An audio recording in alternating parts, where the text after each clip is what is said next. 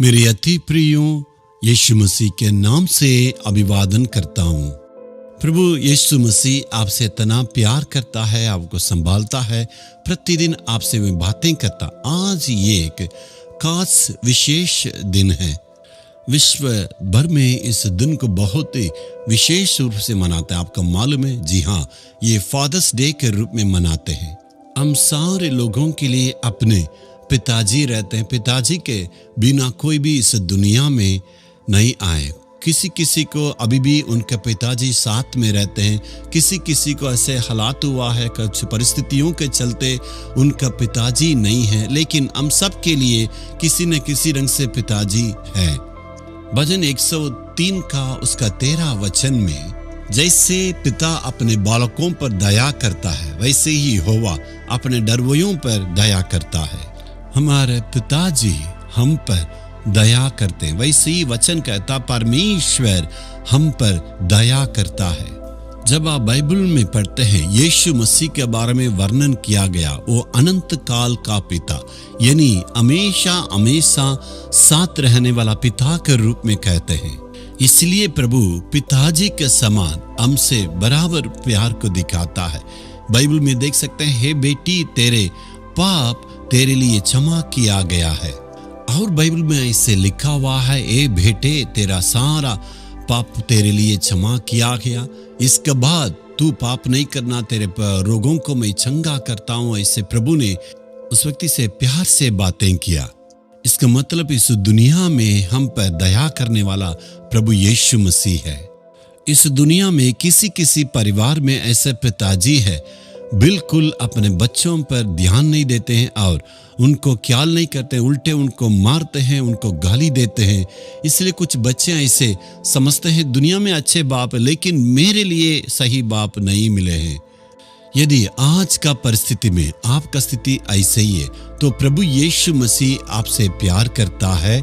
इसलिए प्रभु यीशु मसीह के पास आए, उनके हाथ पकड़े, तो परमेश्वर आपसे प्यार करके संभाल कर अगुवाई करेगा। यदि आपके जीवन में परमेश्वर आपके लिए अच्छे पिताजी को दिए, आत्मिकता में रहते हैं, प्रार्थना करते हैं और आपको प्यार से संभालते हैं, आपका जरूरतों को वो पूरा करते हैं, तो उस पिताजी के लिए परमेश्वर को आप धन्यवाद देना। परमेश्वर तूने मेरे लिए अच्छे पिताजी को दिया है। आप उसको बुजुर्ग होने के बाद उनको त्यागना नहीं है, उनकी जरूरतों को आप पूरा करना है। यदि उसने आपके जीवन में अच्छे काम नहीं किया है, कुछ उस पाप का बंधन में रहे, उस कारण से आपको ख्याल नहीं किए, तो आप उनको अभी क्षमा करना है और परमेश्वर से उनकी आशीषों के लिए हमें प्रार्थना दुआ करना, उनके लिए हमें सहायता करना है। एक बेटी को मैं जानता हूँ, उस बेटी का पिताजी बिल्कुल इतना कठोर थे और पियक्कड़ थे, बच्चों को मारते थे, कुछ भी सहायता नहीं करते थे। ये बेटी सोचने लगी दुनिया भर में इतने अच्छे पिताजी है, उनका परिवार को संभालते हैं, लेकिन मेरे लिए ठीक नहीं है। इससे बहुत दुखी थी और ऐसे वक्त में वो सोच रही थी मैं आत्महत्या करके मर जाऊं। लेकिन उस पिताजी को परमेश्वर ने अद्भुत काम से छुआ, उद्धार पाए। उसके बाद उस बेटी को प्यार दिखाए, सारे जरूरतों को उस बेटी के लिए उसने पूरा किया। उस बेटी उस वक्त जब गवाही बोल रही थी, उनमें इतना आनंद थी। जब वे पाप का बंधन में रहेंगे तो इसी प्रकार रहते हैं। जब उद्धार पाएंगे, परिवर्तन होने से आपसे बहुत प्यार करने लगेंगे। आपका पिताजी किसी भी हालत में रहने से आप उनको प्रेम दिखाना है, नफरत नहीं करना है, इसमें आपका आशीष है।